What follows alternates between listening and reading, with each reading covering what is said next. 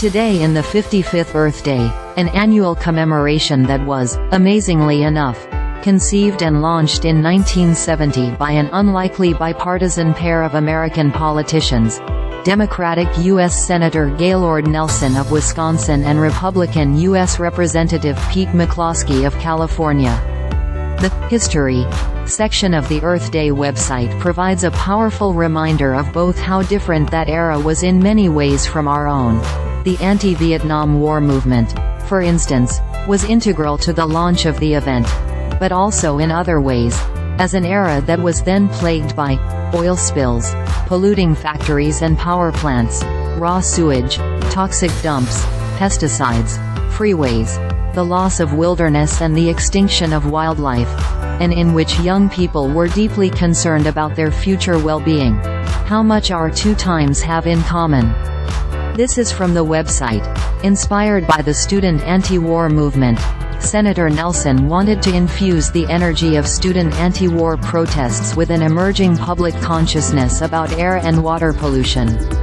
Senator Nelson announced the idea for a teach-in on college campuses to the national media, and persuaded Pete McCloskey, a conservation-minded Republican congressman, to serve as his co-chair.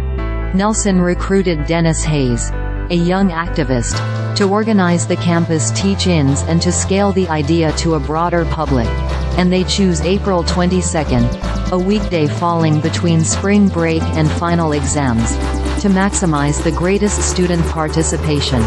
The website relates that under the leadership of Hayes and the staff he put together, the movement took off, and by its launch on April 22, 1970, 20 million Americans, at the time, 10% of the total population of the United States, took to the streets, parks and auditoriums to demonstrate against the impacts of 150 years of industrial development which had left a growing legacy of serious human health impacts.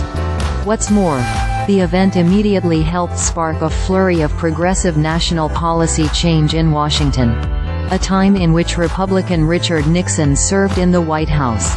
By the end of 1970, the first Earth Day led to the creation of the United States Environmental Protection Agency and the passage of other first-of-their-kind environmental laws, including the National Environmental Education Act, the Occupational Safety and Health Act, and the Clean Air Act. 2 years later, Congress passed the Clean Water Act. As people around the world commemorate Earth Day 2024, environmental degradation is, tragically, a vastly more serious threat than it was in 1970. Whether it's the climate emergency and increasingly severe weather patterns it's spurring, sea level rise and desertification, global species extinction, water and air pollution, the spread of toxic, forever chemicals, like PFAS, the present generation has its work cut out for it.